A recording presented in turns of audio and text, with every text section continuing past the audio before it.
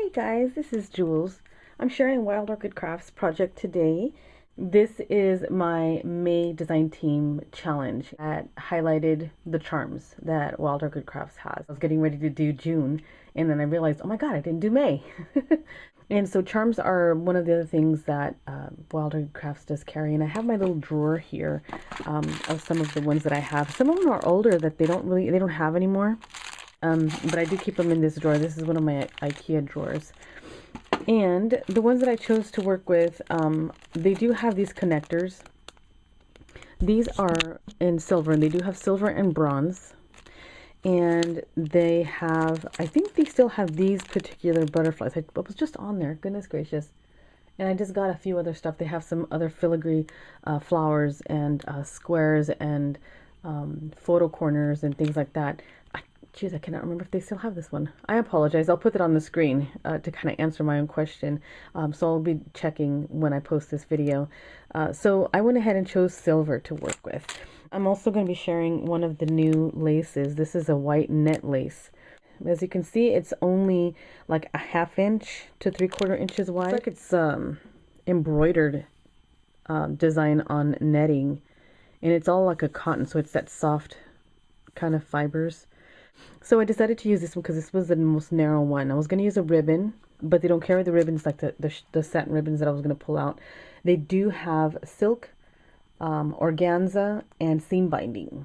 I wanted to go a little fancier, so I went with the narrow lace here.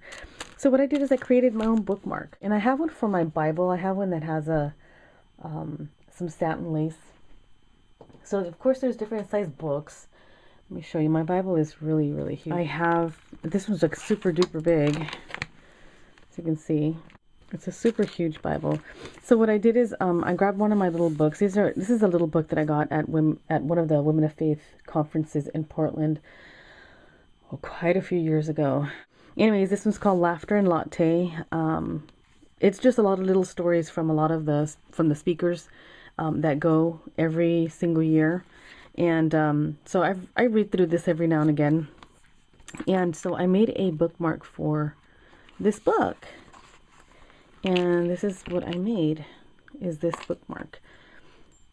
I made these little charms here to go with my book. And I went ahead and used the same butterfly charms and the connectors. And these little guys, these are little clasps. And I don't know how clear you can see that. I'm going to bring this down a little bit so you can see it better in the light, okay? I did leave a little bit of chain here in case I wanted to add maybe something with a couple beads or something. But these are cord clasps, and it came in a package like this. I actually already had opened it, but I stapled it back down because I wanted to keep it and make sure that I remember what the package looks like and where I got it from. I actually got it at Hobby Lobby, but they're little clasps, and they already have little jump rings in it. And I did record it as I was making it. It didn't take very long to make. And I've never made one before, but I wanted to make one for my book. And it went well with this month's challenge. So this is my, my bookmark.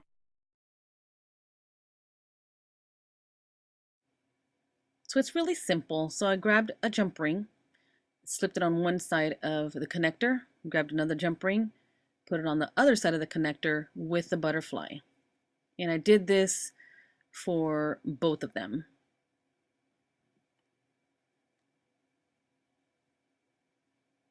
And here's the clasp.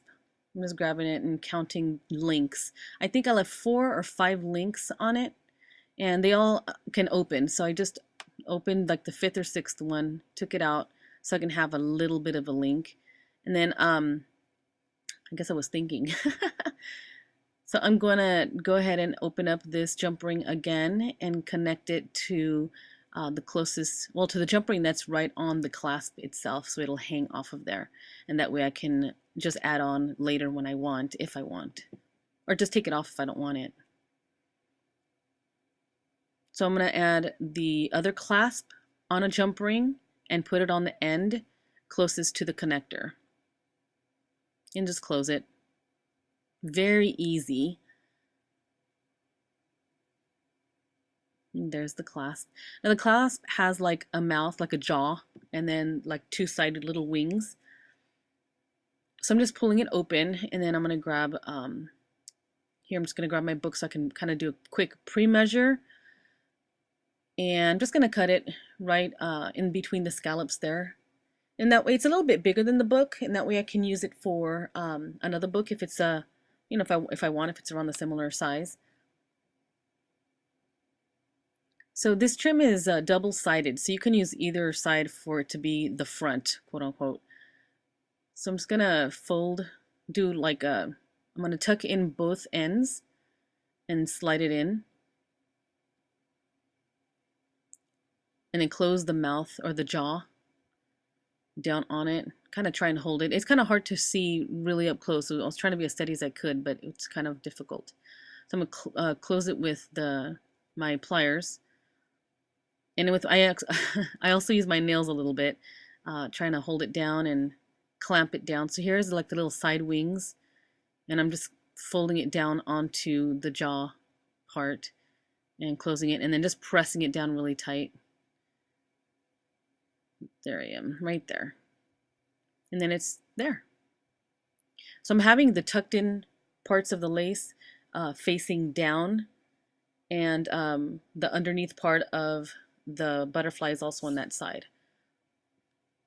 So I'm going to do the other one here. Just trying to grab the clasp really well.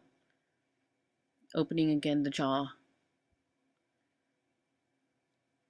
Folding in the two sides and sliding it in, making sure that I got the right side up how I want.